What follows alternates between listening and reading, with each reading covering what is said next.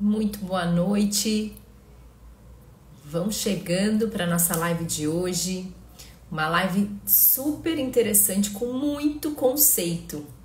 Esperando vocês entrarem aí para a gente poder conversar sobre fase avançada de doença. Existe indicação de exercícios? A fonoaudiologia atua nessa fase? Quais exercícios indicar? O que eu preciso considerar de objetivo? É uma live com muito conceito e a gente segue aí, né, falando sobre esse manejo da disfagia a partir de uma abordagem dos cuidados paliativos que nos dá essa bagagem, essa condição para falarmos sobre essas questões mais desafiadoras dentro da disfagia. Então vão entrando. Boa noite, Silene. Boa noite, Pati. Que bom ter vocês aqui. E vamos lá, né? Vamos falar sobre o manejo da disfagia, que é algo bem desafiador para o fonoaudiólogo que atende disfagia. Então, é algo que vai além daquela técnica daquela avaliação impecável que a gente sabe fazer, que a gente foi ensinado a fazer, daquela estruturação de qual plano de terapêutico propor, esse olhar da biomecânica de deglutição, de consistências, manobras. A gente vai se deparando com os desafios da disfagia, que a disfagia traz pra gente, que é o próprio avanço de uma condição de base que a gente não tem controle sobre isso. Então, por mais que a gente faça um atendimento impecável ali, existe uma condição de base que está em progressão. Então, você que atende disfagia, você já está nesse contexto, não é? Já atende doenças nessa situação, nesse contexto de progressão, doenças que são crônicas, sem perspectiva de cura. Por exemplo, demências, Parkinson, o DPOC, o ICC, a ELA, já são vivências do fonoaudiólogo que atende disfagia. Por isso que uma das questões que eu fui buscar era algo que tivesse um olhar amplo, que me desse bagagem técnica para poder atuar nesse manejo da disfagia. Porque chegava um momento que aquilo que eu sabia fazer de reabilitação plena, daquilo que a gente foi ensinado, não era mais o suficiente e não era... Além disso, de uma questão técnica, existia um sofrimento envolvido ali, relacionado ao paciente e à família, que muitas vezes eu não sabia como lidar, e eu imagino que pode ser também a sua situação. Aquele sentimento de, será que é isso mesmo que eu posso oferecer? Será que é exatamente essa entrega que eu posso diante de um sofrimento? Não tem mais nada que eu possa fazer, então essa frustração, isso me acompanhava. E até contando essa história, para quem não me conhece, para quem tá chegando aqui, sempre tem pessoas chegando no Instagram, sejam bem-vindas. Então é bom saber, né, para vocês saberem da minha história, o porquê que eu tô aqui falando sobre esse assunto, porque realmente foi uma busca e eu consegui encontrar nos cuidados paliativos muitas respostas para as minhas inquietações e respostas que me deram condições de atuar com técnica, sendo profissional, que também é além daquele bom senso. Oi, Pri, que bom ter você aqui, querida.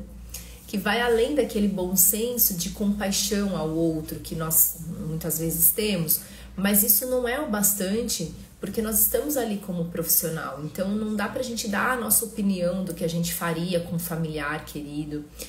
A gente precisa ter mesmo uma bagagem técnica para poder dizer o que é apropriado, o que é compatível a princípios bioéticos, para poder fazer esse cuidado naquele ser na sua totalidade. Porque ele não é só a questão que a gente olha só para a disfagia, para a biomecânica de deglutição, ele é muito mais do que isso, ele é um ser com suas histórias, com sua vivência, na sua totalidade, um ser físico, emocional, social, espiritual, e a gente precisa olhar para ele como um todo, acolher ele como um todo, e como profissional de saúde, aliviar esse sofrimento. E muitas vezes essa disfagia, essa dificuldade, ela é a ponta do iceberg ali. Existe muito sofrimento envolvido e a disfagia traz mais consequências nesse sofrimento, né? Mais motivos para aumentar o sofrimento, a gente sabe o quanto. Isolamento social, essa depressão, esse desejo de querer comer e não poder mais, de não poder se reunir com a família, enfim. A gente que atua nessa área, a gente vê inúmeras situações.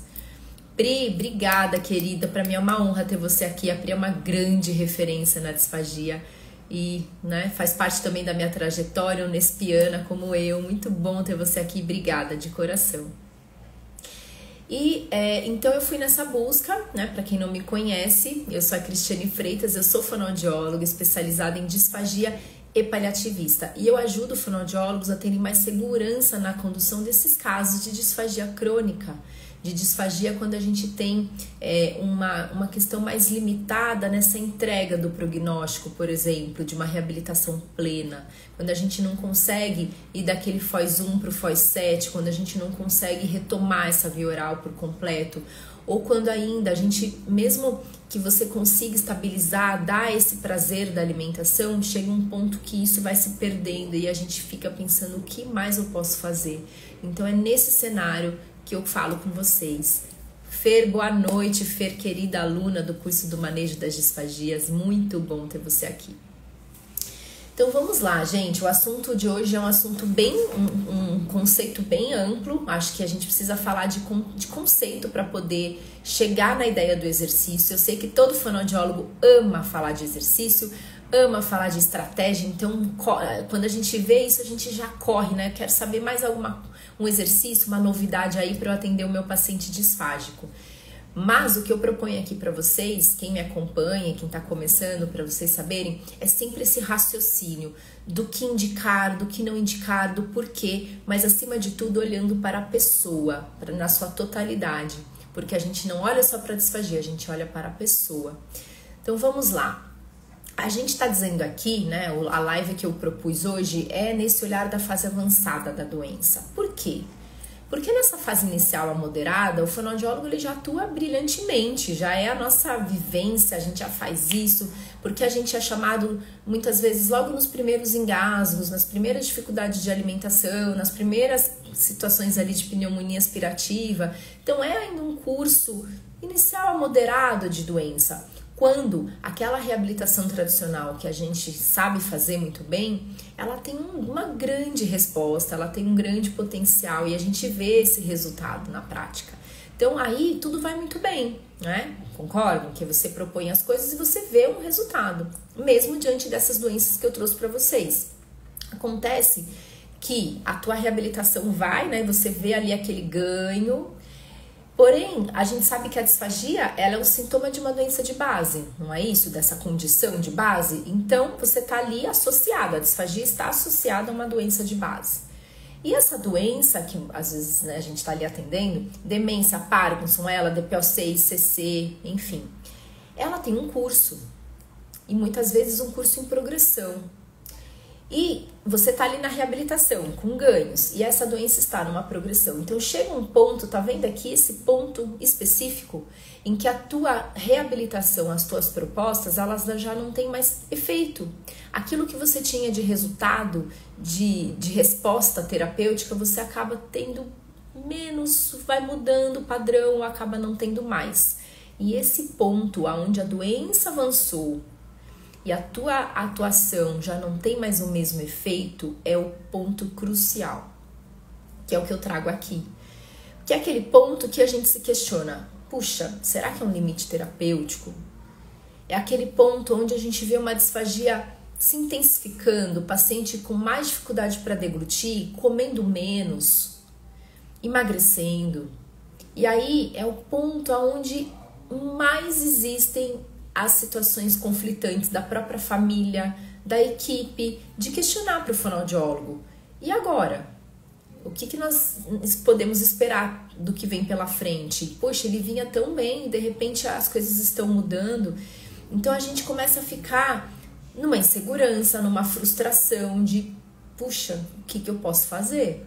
E é esse o ponto que às vezes ou a gente dá alta para o limite terapêutico ou a gente tem essas condições de insegurança e dúvidas do familiar. É o ponto onde acaba sendo a maior frustração e dúvida do fonoaudiólogo. E muitas vezes esse ponto é caracterizado para a fase avançada de doença. Então, na fase avançada, às vezes existem dúvidas. Será que é limite terapêutico? Será que o fonoaudiólogo pode mesmo atuar? Será que eu vou... Qual que é o meu objetivo nessa fase avançada de doença? Ou até esses dias eu estava conversando com uma colega da área da saúde que não é fono, mas a gente está nessa equipe, e ela até me perguntou assim, por eu ser paliativista: você acha que agora que está caminhando para a fase avançada, a gente tem que poupar esse paciente em relação ao gasto de energia dele? Será que é melhor a gente eu sair do caso porque ele não está tendo tanta resposta comigo? Então tem esse tipo de dúvida para o profissional, não é? E é esse o assunto da nossa live. Então, por isso que a fase avançada de doença. Então, para a gente falar sobre ela, a gente precisa conhecer do que é fase avançada de doença, não é?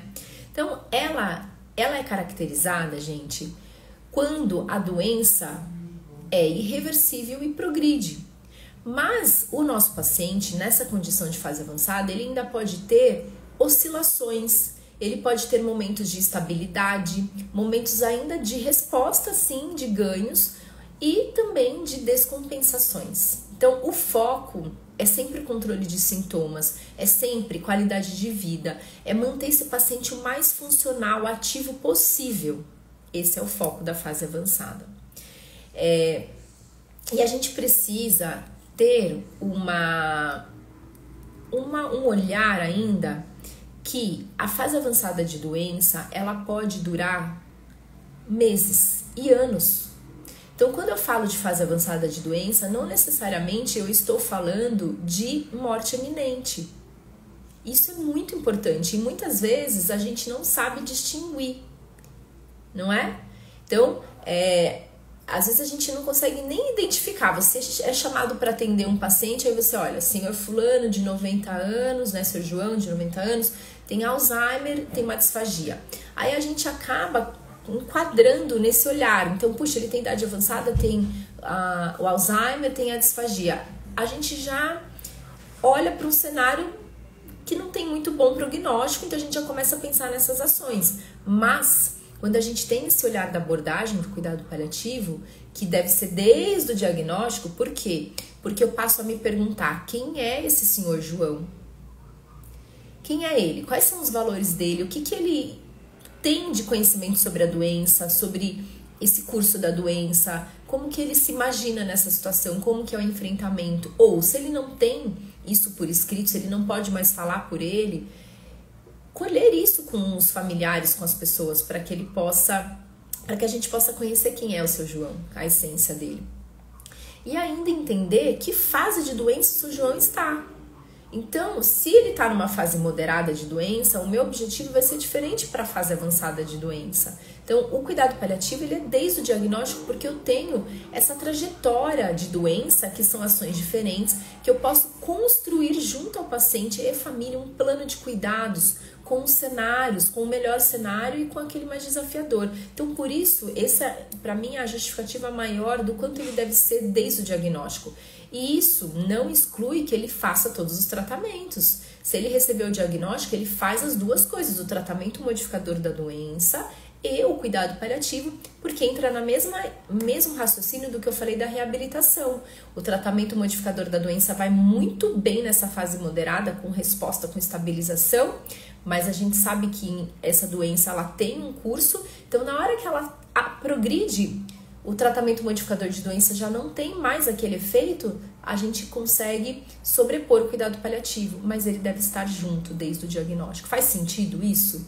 O porquê que a gente tem que fazer desde o diagnóstico e desmistificando que cuidado paliativo somente é para paciente que está morrendo em fase ativa de morte. Não, isso é mito. Então, por isso, entender de fase de doença muda o nosso raciocínio. Então, aquele senhor João de 90 anos com Alzheimer e disfagia não é mais só isso. Ele é quem é essa pessoa e que fase de doença ele está. Isso aumenta muito a nossa clareza para as ações do que tomar. Então, vamos lá, voltando aqui no raciocínio. Então, a fase avançada é quando a doença já não responde mais de forma efetiva aos tratamentos curativos, a essa fase modificadora de doença. Então, o foco passa a ser controle de sintomas e a manutenção da qualidade de vida e conforto do paciente. é o momento em que as funções do corpo começam a declinar de forma mais acentuada, mas isso não significa que a morte está próxima. Isso é muito importante, tá? Então você, fonoaudiólogo que atende disfagia, talvez você já esteja atendendo uma pessoa que está em fase avançada de doença. Não significa que ela está perto da fase ativa de morte. Pode ser que essa fase avançada de doença dure meses ou anos. Então, como que é essa fase avançada? Eu vou caracterizá-la melhor. Com progressão da doença, com impacto funcional significativo, maior dependência para as atividades básicas de vida diária, presença de sintomas complexos como dor, fadiga, disfagia, alterações respiratórias. Então, a disfagia, ela é um marcador ainda. Conforme essa deglutição vai ficando mais difícil, essa musculatura enfraquecendo, esse manejo da deglutição de secreções ficando mais difícil para o paciente, é um marcador da progressão da própria doença.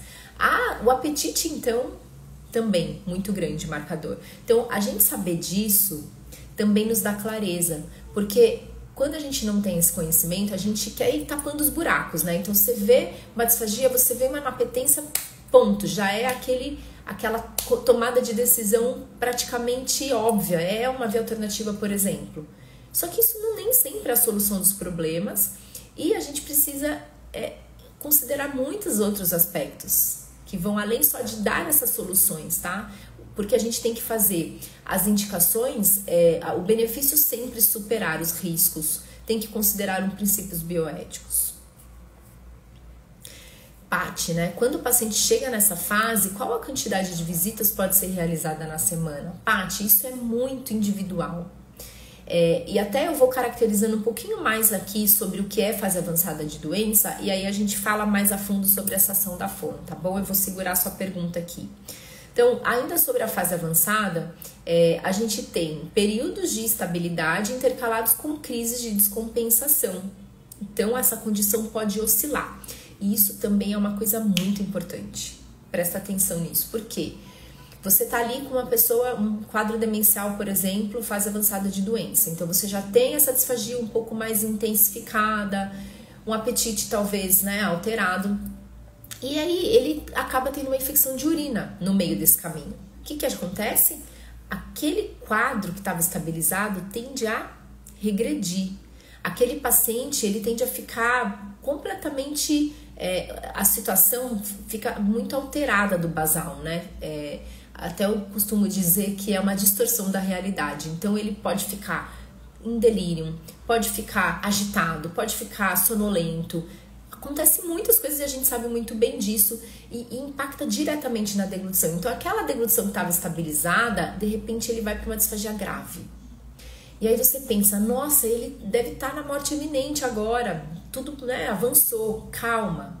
Uma infecção vigente, a gente tem que sempre que ficar muito atento e com calma. Até para não assustar a família, para a gente entender bem. Por quê? Porque, tratando a infecção, ele pode voltar ao basal ou próximo do basal do que ele estava. Então, a gente sabe que a disfagia é uma alteração de base, não é? Ela é um sintoma de uma doença de base. Então, ele já tem a demência e uma infecção de urina, ela pode se intensificar, mas tratando a infecção de urina, ele pode retomar próximo do que estava. Então, isso acontece muito na prática. Ou você fica observando por quê? Pode ser que uma infecção também seja um avanço da progressão da própria doença, seja um degrauzinho a mais ali. Então, dar um tempo, não tomar aquelas decisões precipitadas, sabe? Aquelas sentenças de que a partir de agora ele não come mais, a disfagia dele piorou. Calma, a gente precisa observar esse sanar da infecção, pensar em medidas ali que tragam esse conforto e bem-estar e ver como ele reage após a infecção. Então, isso é muito importante. Então, nem sempre estar em fase avançada, que isso fique, né, da live de hoje, que isso fique. Nem sempre estar em fase avançada significa que o paciente está em fase ativa de morte, ok?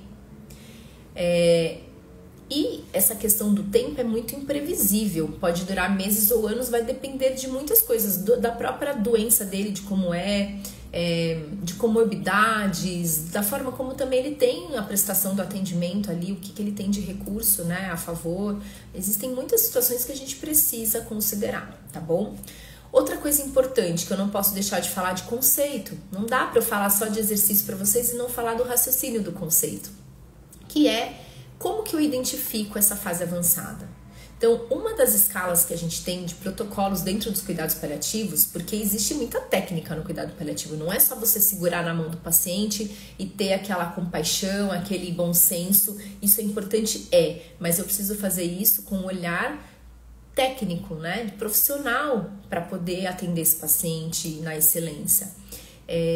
Então, o PPS vem de encontro a isso que eu estou dizendo, porque a gente consegue identificar em que fase ele está, né? Então, o que é o PPS? Ela é uma escala de desempenho funcional que avalia 5 dimensões: deambulação, atividade e autocuidado, evidência de doença, ingestão e nível de consciência. Mais uma vez, ingestão como marcador, deglutição, aceitação alimentar, sempre, gente, fono que atende disfagia, ele é um marcador, certo? Então, esse PPS ele varia de 100%, que é uma funcionalidade plena, a 0, que é realmente morte, né? Com intervalos de 10%. Geralmente, consideramos fase avançada quando esse PPS ele está abaixo de 50%, mas isso também depende da doença e do contexto clínico, tá? Porque, por exemplo, para paciente neurológico pós-AVC, que ele já vai estar acamado mesmo, pouco responsivo porque ele pode ter uma afasia, isso pode dar um efeito ali, um falso positivo, por exemplo. Então, a gente precisa analisar cada caso. Mas, no geral, 50% nessa escala do PPS, o paciente está confinado ao leito ou cadeira e precisa de assistência considerável. Aqui, voltou minha conexão? 40% é uma incapacidade de realizar autocuidado, uma sonolência intermitente, necessidade de cuidados contínuos. 30% ou menos, alta dependência, ingestão mínima ou ausente, consciência flutuante e já pode indicar proximidade da fase ativa de morte. Então, vocês viram que de 50 para baixo ele já está numa fase avançada, só que ainda assim também é uma progressão dessas questões da própria doença, de sintomas, né, de gravidade de dificuldades, né, esse nível de dificuldade que vai tendo. Então, o PPS realmente é algo que nos ajuda a identificar em que fase de doença nós estamos. Para pacientes que, aqui até fala assim, que 40% abaixo, o paciente ele tende a perder o reflexo de deglutição e a decisão sobre essa via de alimentação precisa ser avaliada com a equipe e família. Então, a fase avançada de doença é a atuação que o fonoaudiólogo precisa estar presente, porque a gente faz muita diferença, gente, nessa fase. E é o momento que muitos fonoaudiólogos saem do caso. Ou que, por a gente não saber ocupar esse espaço que é nosso, a própria equipe também não sabe identificar o nosso papel. Então, acaba suspendendo a fono. Aí entra aquela coisa de deixa o paciente comer o que ele quiser, porque ele está em cuidado paliativo. Outro mito, porque uma pessoa que está com uma disfagia, com uma dificuldade de deglutição, comer como ela consegue, pode ser um dano muito grande. Ela pode ter um engasgo maciço, o próprio engasgo não é conforto, pode acelerar o declínio funcional dela. E o que o fonoaudiólogo contribui? Ele considera esse desejo, se o paciente tem desejo ou não pela comida, porque isso também não é uma regra, e ele usa todo o arsenal de técnicas terapêuticas que a gente possui muita técnica terapêutica, pensando em minimizar os danos. Então, não é eu falar assim, pode tomar um copo de água, porque você está me pedindo água e, né, o paciente está em fase avançada de doença e fazer isso. Não, eu vou pensar como que eu posso, conhecendo a biomecânica do meu paciente de deglutição, como que eu minimizo o dano dele? Eu vou controlar o volume? Eu vou usar alguma manobra, algum posicionamento? Eu vou... Enfim, que recurso eu vou usar para que eu minimize o dano, para que seja realmente prazeroso, confortável ele ter esse contato com o alimento que ele deseja de uma forma que não cause dano a ele. Então, olha o quanto o fonoaudiólogo precisa ocupar esse espaço. Isso é alívio de sofrimento, isso é preservar a dignidade, a autonomia do paciente. Isso é compor a equipe que precisa desse profissional do fonoaudiólogo para essas tomadas de decisões, para essas ações em prol do paciente, ok? Então, aqui a gente falando do PPS para identificar a fase avançada de doença. E só para terminar esse conceito que é muito importante, boa noite, Mauriceia, oba, também aluna do curso do manejo, que bom ter você aqui. Só para a gente identificar, gente, que eu falei para vocês que a fase avançada ela é muito mais ampla do que fase ativa de morte. Então, fase avançada é quando realmente o tratamento modificador da doença não tem mais efeito e a gente muda o foco. É quando vira uma chave de que a equipe precisa mudar o foco do objetivo do cuidado, de sempre orientar essa família o tempo todo, de trazer mais para perto, de olhar para esse paciente nessa totalidade. Então a gente muda o foco. Percebe? Para o fonoaudiólogo isso faz diferença, tá? Então eu estava lá na fase moderada no foco de reabilitação plena, mas sempre com uma questão ligada, uma antena ligada, sabendo do que vem pela frente e me antecipando para essas coisas. Se eu sei que o paciente que eu atendo que tem Alzheimer está na fase moderada e que a tendência é de progredir essa dificuldade de deglutição, eu já devo ir abordando isso com a família e com o próprio paciente, se ele tiver condição, né, dessa conversa, para entender quais são os desejos, os valores, como ele gostaria que fosse. A ideia, gente, é que a gente possa contribuir para que o paciente, para essa pessoa que a gente atende, que ela seja protagonista da própria história. Eu imagino que é o que você deseja para você mesmo e para as pessoas que você ama, não é? Para que você seja acolhido da forma como você encara a vida, a forma como é o significado da existência, porque a gente sabe que para cada um isso é um peso, é de uma forma. E aí você ter uma equipe que valorize isso, que vá cuidar de você, do seu familiar, respeitando isso e oferecendo um tratamento de saúde associado a esses valores, gente, eu imagino que é o que todo mundo deseja. Então nós precisamos ter esse profissional que oferece esse tipo de cuidado. Então, voltando ao conceito. Então, fase avançada é muito mais ampla. Fase ativa de morte marca o início do processo final. Geralmente se refere a dias ou horas, com sinais clínicos que indicam que o corpo está se desligando. Então é muito importante o fonoaudiólogo saber diferenciar isso, gente, porque ainda nessa fase ativa de morte, nosso objetivo ainda muda mais o objetivo do cuidado.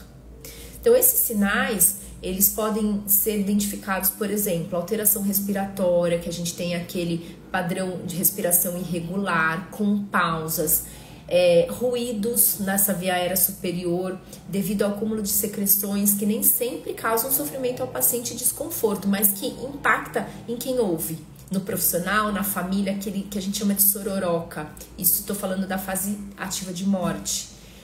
Uma respiração mais ofegante, temos também um sono prolongado ou estado semi-inconsciente, redução à ausência de resposta a estímulos, episódio de confusão mental ou delírios seguidos de relaxamento progressivo. O que também a gente pode ver? Alterações circulatórias e cutâneas, então extremidades frias, cianóticas, com manchas arroxeadas, pulso fraco e pressão arterial em queda, sudorese fria, alterações gastrointestinais e urinárias, como redução à ausência da ingestão de alimentos e líquidos, perda do reflexo de deglutição. Olha como o fonoaudiólogo precisa saber disso, porque nessa fase, gente, é a fase que é indicado o jejum. E muitas vezes a gente não sabe disso e a gente fala, não, mas como que ele vai ficar sem comer? Eu vou indicar um soro, eu vou pedir uma via alternativa. Fase ativa de morte, isso não tem indicação, não vai reverter. Nada do que a gente possa fazer vai mudar essa realidade. Pode causar mais sofrimento e dano ao paciente. E pode também ter diminuição ou parada da produção de urina, incontinência fecal ou urinária. Então, olha a diferença. A gente está falando de fase avançada, que é algo muito mais amplo do que fase ativa de morte. Então, fase avançada, o fonoaudiólogo atua sim e deve atuar. Ok? Faz sentido esse conceito para vocês? Então, talvez o paciente que você atenda, ele já esteja na fase avançada de doença. E aí, ele ainda se beneficia de exercício. tá? Então, o que a gente tem que pensar nessa fase avançada? Lembra que eu falei que o objetivo muda? Então, na fase moderada, eu vou na reabilitação plena, eu vou pensar mesmo nesse ganho de funcionalidade, nutrição, nesse ganho de peso, tudo isso que dê esse up ao paciente, né? Que ajude ele nesse tratamento modificador da doença que ainda tem resposta. Mas quando avança, quando eu não tenho mais esse ganho, porque existe uma progressão da própria doença e não é falha de ninguém, né? Não é incompetência de ninguém. É a gente olhar para esse paciente e pensar, o foco agora é esse conforto, o foco agora é pensar o quanto que eu posso manter esse paciente o mais ativo possível, funcional. E dentro da nossa área, manter função de deglutição ativa, gente, é conforto, é prazer, é alívio de sofrimento, é antecipar complicações. Então, um paciente que tem uma função de deglutição ativa, que consegue manejar secreção, saliva, mesmo que ele não esteja com uma via oral, é aquele paciente que tem menos complicações pulmonares, que interna menos, que tem... E isso reflete na qualidade de vida dele, não é? Então, como fonoaudiólogo, a gente pode atuar? O que vocês acham? Coloquem aí para mim nos comentários. Como que a gente pode atuar? Qual que é o objetivo do fonoaudiólogo na fase avançada de doença? Pensando nisso, que eu estava dizendo, em diminuir complicações pulmonares, por exemplo. Como que a gente faz? Qual o objetivo?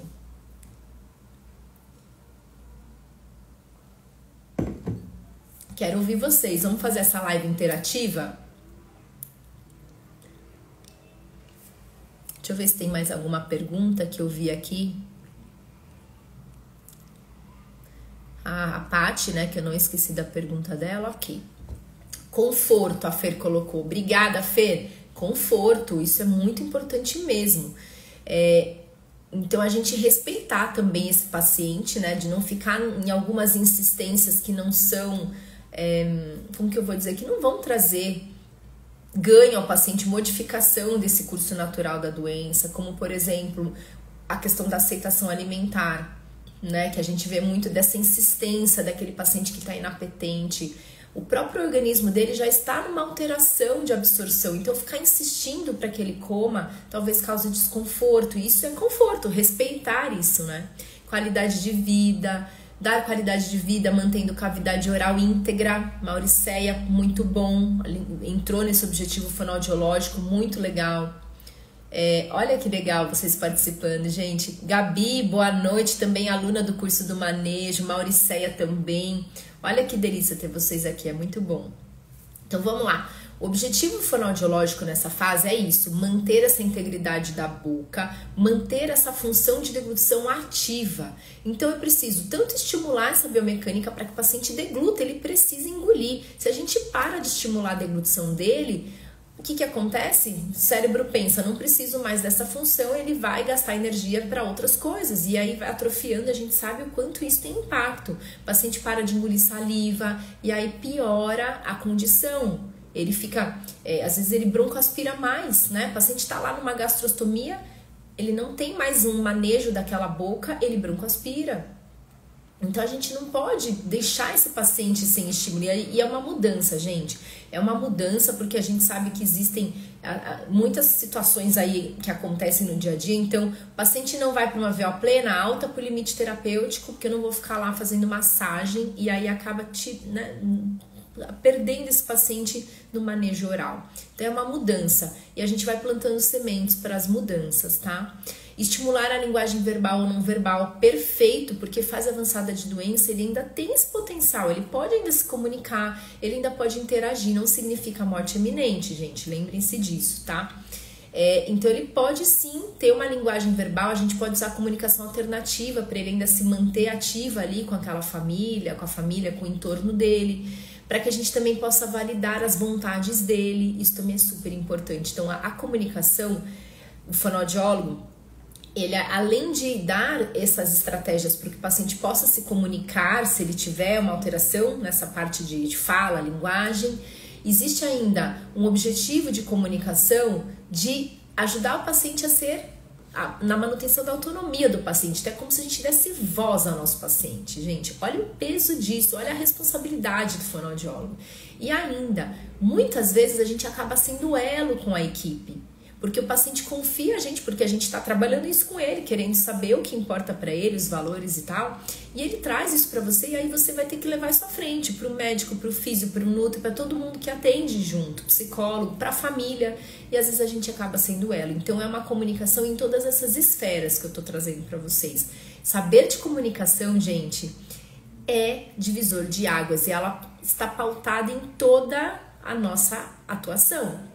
E no dia 29 de março, aquele evento presencial, não sei se você já viu, eu colocando aqui que está marcado, eu vou fazer essa estratégia de comunicação. Então vai ter uma vivência com atores representando paciente, família, equipe, para que a gente possa saber das estratégias, baseado em princípios bioéticos, em estratégias de comunicação mesmo, de como que eu faço esse elo, como que eu lido com o paciente, com a família, dessa forma de comunicação que é a base. Então, além dos exercícios, a gente tem que aprimorar a nossa comunicação, gente. Isso faz muito parte da nossa entrega como profissional. Então, voltando aqui do raciocínio, o objetivo fonoaudiológico, cuidado com a boca, manejo da deglutição, proteção de via aérea. Se a gente consegue manter, potencializar essa sensibilidade de via aérea superior, se a gente consegue maximizar a tosse do paciente, gente, é quando ele consegue conviver com a disfagia dele. Isso é o divisor de águas para o fonoaudiólogo que atende disfagia, porque nessa fase, muitas vezes a gente vai mudar o objetivo. Lembra que eu falei? O foco muda, então eu posso muitas vezes não ter mais aquele foco na deglutição segura que eu tinha lá naquela fase moderada de doença. Aqui eu posso ter o foco de minimizar os danos. Dieta de conforto é isso. É minimizar o impacto, para que ele não tenha danos mesmo no quadro clínico dele, mas que ele tenha esse respeito ao que ele deseja, ao prazer que para ele importa. E isso é o papel do fonoaudiólogo, esse domínio da dieta de conforto, esse manejo da disfagia, para que o seu paciente conviva com a disfagia dele. Então a gente sabe muito bem que o paciente ele pode até microaspirar e não ter um impacto clínico. E eu não tô aqui dizendo que a gente vai deixar o paciente broncoaspirar, não é isso. Eu tô dizendo que o foco é minimizar os danos. Então eu preciso cercar o meu paciente desses cuidados. O que é? Higiene oral. Uma higiene oral impecável. E a gente tem que saber técnica para higiene oral de um paciente disfágico. E eu vou fazer isso no dia 29 de março. Técnica de higiene oral para o paciente disfágico. Mão na massa para que você possa fazer também. Outra coisa, essa questão da biomecânica de deglutição, então esse modo de oferta, consistência, tudo isso é o que também é importantíssimo para proteger esse paciente, né, de um dano, de uma condição clínica, de uma broncoaspiração e imunidade. Então a equipe também atuando, pensando nesse global do paciente. Então a gente precisa cercar ele de tudo isso. E para, né, esse manejo, consistência, volume, posicionamento, manobra, técnica, a gente tem um arsenal de técnicas terapêuticas para usar nesse momento. E eu vou te dizer, eu estou aqui desse lado na prática, funciona muito, muito, muito, muito. E de exercício, gente, que acho que vocês queriam muito saber de exercício, né? Eu vou compartilhar o que eu uso na minha prática para esses pacientes, para esse objetivo que eu tô compartilhando com vocês, que é esse manejo de deglutição, manejo de secreção de saliva, de deglutição, né, de saliva e secreções, e nessa ajuda de força de tosse e tudo mais. Eu uso muito 2 equipamentos na minha prática, que é o Ambu e que é a Capella. Então o Ambu ele é um dispositivo que fornece uma ventilação manual ao paciente. Ele faz esse manejo, né, da caixa torácica, desse volume pulmonar. A gente sabe que esse volume pulmonar, que o pulmão e toda essa região alta, que é a nossa atuação propriamente, é um sistema único. Então esse ar que vem dos pulmões, esse volume pulmonar é o que sustenta toda essa região de via aérea superior. Se eu tenho um volume pulmonar diminuído, eu posso ter desabamento das minhas estruturas, língua, base de língua, véu palatino, impacta diretamente, não é? Então garantir esse volume pulmonar já é algo que eu estou fazendo um bem para o paciente, e quando eu manejo com esse Ambu, essa pressurização de ar, ele tem a expiração também favorecida, tanto na máscara, que você pode fazer E aí que é o detalhe, você vai usar uma válvula junto no ambu, uma válvula que ajuda a ter pressurização e regulagem, para que você possa pensar em intensidade e pensar também no quanto de impacto de ar você vai colocar nesse pulmão, porque paciente de DPOC, por exemplo, você tem que ter todo o cuidado, você não pode fazer uma insuflação máxima de empilhamento de ar, por exemplo. Então, todo esse raciocínio precisa ser, né, considerado e você usa a máscara, usa a válvula, usa o ambu e aí você faz a técnica fonoaudiológica, dependendo do seu objetivo. Então, eu quero, por exemplo, melhorar esse fluxo de ar, né, de ins e expiração, aquele paciente dispneico. Então, eu vou favorecer e solto o ar, ajudo ele a conseguir manejar essa ins e ex. E posso também fazer treino com ele de tosse. Quando eu coloco mais ar nesse ambu, eu acabo fazendo um reflexo de tosse para esse paciente pouco responsivo, por exemplo, e aí ele vai ter a tosse espontânea, e isso é maravilhoso para o fonoaudiólogo que atende disfagia. A Luli perguntou, no curso presencial você ensinará tudo isso? Com certeza, o curso presencial, gente, é esse mão na massa, porque eu posso aqui ficar horas falando para você do uso do ambu, de como que faz, a indicação e tudo mais, mas eu sei que na hora prática não é tão simples assim, porque você precisa saber como veda, você precisa saber como que manuseia o ambu, porque eu preciso ter um cuidado de como que eu jogo esse ar, eu não posso jogar o ar rápido, senão eu acabo jogando o ar, fazendo essa sensação de gases para o paciente, sabe, insuflando o estômago dele. Então, eu preciso saber usar a técnica e nada como mão na massa para isso. Então, lá eu vou oferecer uma máscara individual para cada um, vou ter o filtro de barreira bacteriológica e eu vou usar o meu ambu, eu vou ter a parceria da Letícia Barreto, uma fonoaudióloga que eu admiro muito, que é minha parceira há 10 anos, ela é paliativista também, ela é incrível, ela sempre busca novidades com cursos, ela sempre tá atualizada, então ela vai estar comigo nesse dia falando de exercícios e ela vai fazer junto comigo esse mão na massa para que a gente dê atenção a todos vocês. Então, por isso que as vagas são limitadas, para eu dar atenção a cada um. Então, você vai fazer em você para ter a sensação e no seu colega, tá? Para pegar a mão mesmo. Você vai sair de lá com essa prática para no outro dia, se quiser, já usar no seu paciente, ok? Então, o objetivo, a gente melhora esse volume pulmonar para ajudar nessa estrutura, então toda essa pressurização diária eu já estou ajudando nessa estabilidade de estrutura, eu estou potencializando sensibilidade e tosse, força de tosse, reflexo de tosse. Gente, não é incrível? E você pode usar isso para o paciente que não é responsivo, porque a gente consegue fazer a técnica do mesmo jeito. Lógico, para o paciente que é responsivo, você faz, gente, maravilhas. Você usa até para técnica de voz, porque aí você pode jogar o ar e depois pedir para ele fazer um ar prolongado, sons explosivos, dependendo do seu objetivo fonoaudiológico. Você dá esse aporte, tá? E aí ele usa, né, com esse ganho.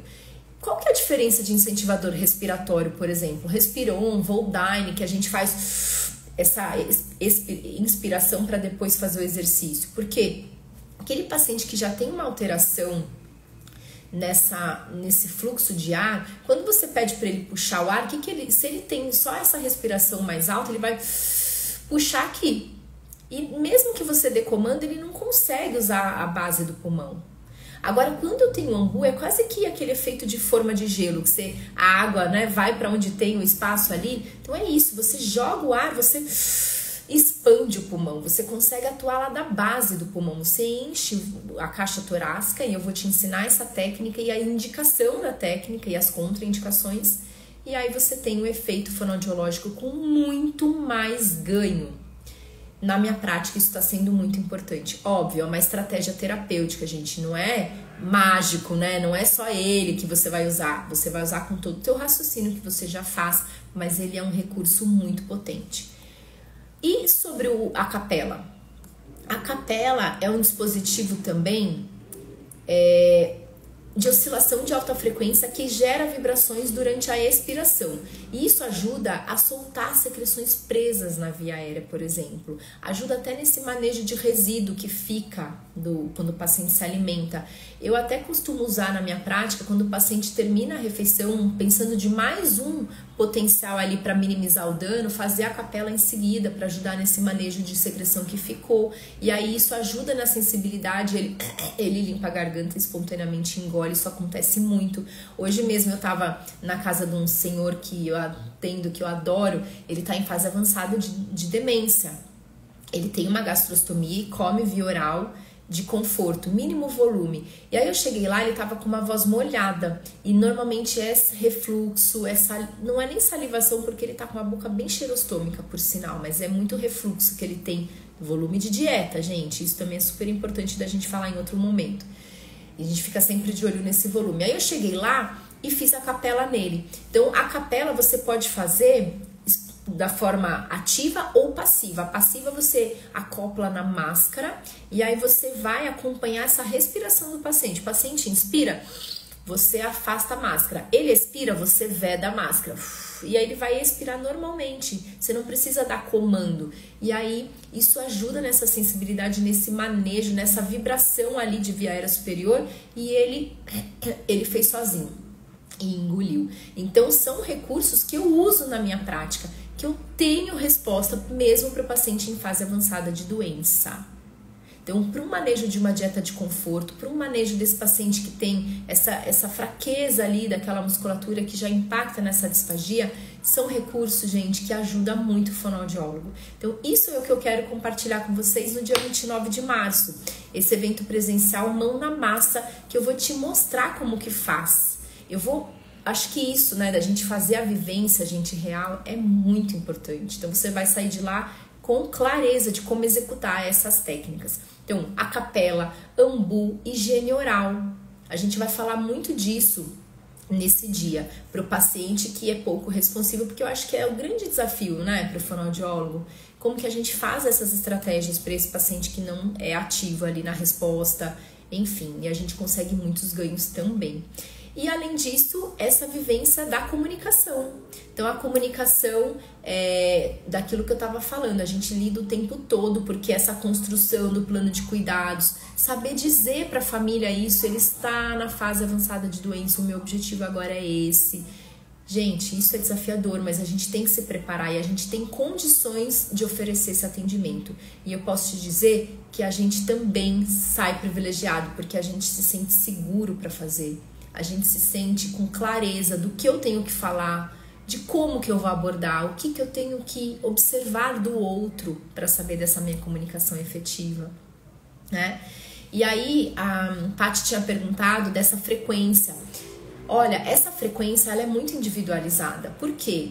Porque você vai seguir o seu objetivo fonoaudiológico, adaptação de consistência, a questão desse treino via oral mesmo, com manobra, utensílio e tudo mais, os exercícios que a gente está dizendo aqui, e você vai perceber, poxa, esse paciente, ele precisa que eu fique lá, ele tá secretivo, por exemplo, e quando eu vou, ele tem uma resposta, né, esse alívio dessa secreção, esse manejo, e eu preciso ir mais vezes. Ou não, ele conseguiu estabilizar e às vezes eu posso até treinar um cuidador para seguir alguns cuidados. Então, normalmente esse paciente tem a capela na casa e eu treino como fazer com o cuidador.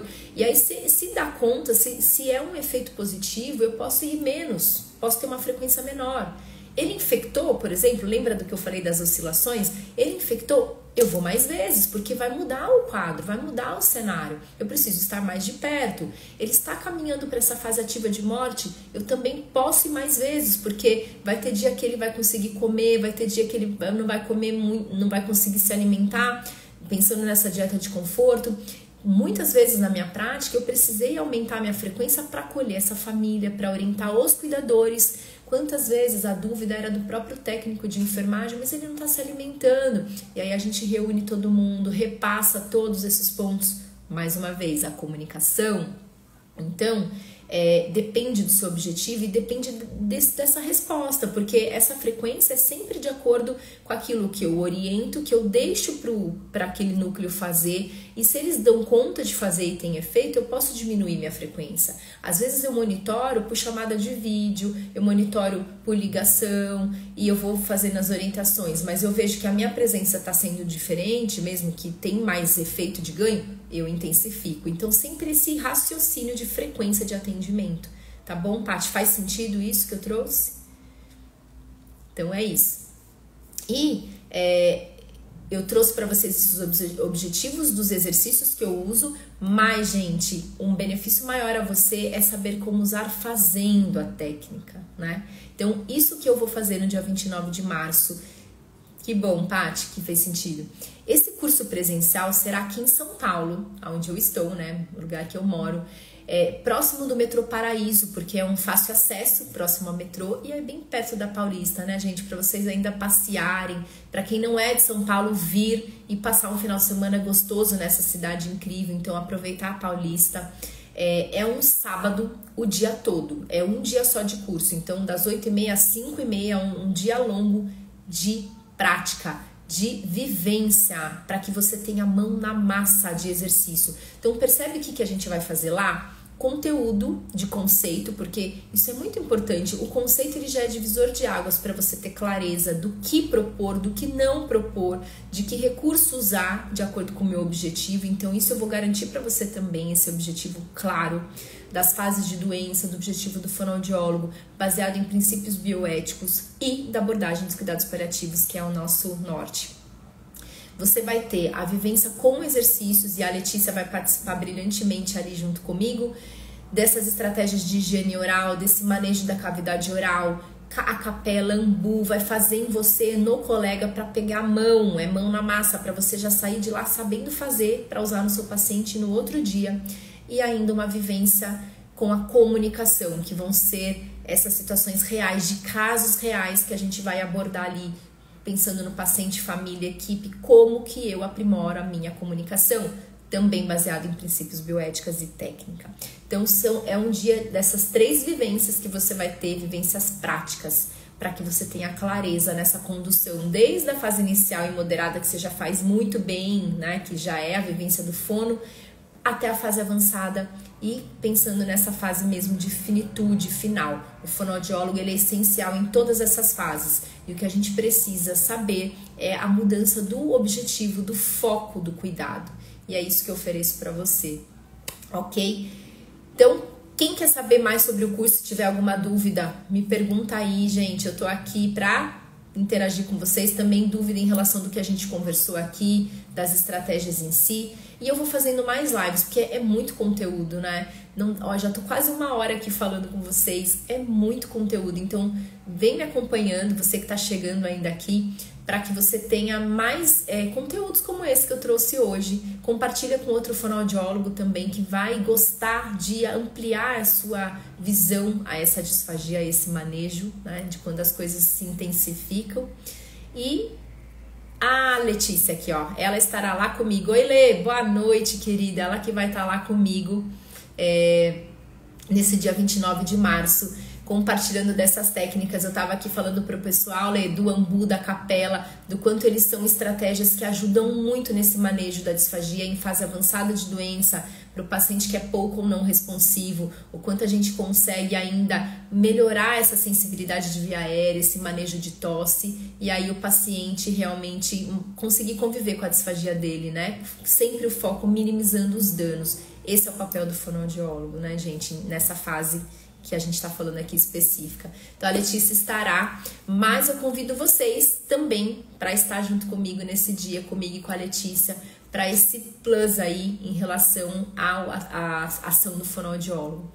Ok? Então, para quem tem esse interesse, gente, no curso, o link tá na bio, entra lá para você ter mais informações. E é dia 29 de março, aqui em São Paulo, próximo do metrô Paraíso. E você vai ter essa vivência. Mais alguém tem alguma dúvida? Quer comentar alguma coisa aqui no chat?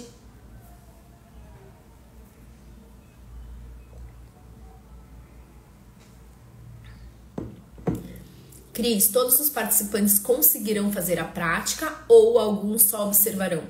Todos vão conseguir fazer, Lu. Porque eu quero que realmente todos saiam com tranquilidade e segurança desse evento. É o que eu e a Letícia a gente está pensando, né? Por isso que o número de vagas são limitados, para que a gente possa dar essa atenção a vocês. Então a gente vai mostrar como faz a técnica, vocês vão praticando, a gente passa ali ajustando. Pensa que vai ser uma sala, gente, interativa. Não vai ser aquela sala que fica a cadeira e o telão lá na frente. Não, a gente vai fazer um grupo e fazer umas nas outras, essas trocas, baseado em casos reais, de discussões de casos, esse raciocínio também das indicações do exercício, contraindicações. Então, tudo isso ali, nesse dia de vivência prática. Então, todos vocês vão ter acesso à prática. Cada um de vocês vai receber a sua máscara para uso individual, para poder fazer ali tanto o ambu quanto a capela na máscara, tá bom? Vocês vão fazer as duas vivências ali. Mais alguma dúvida? Coloquem aí para mim, gente.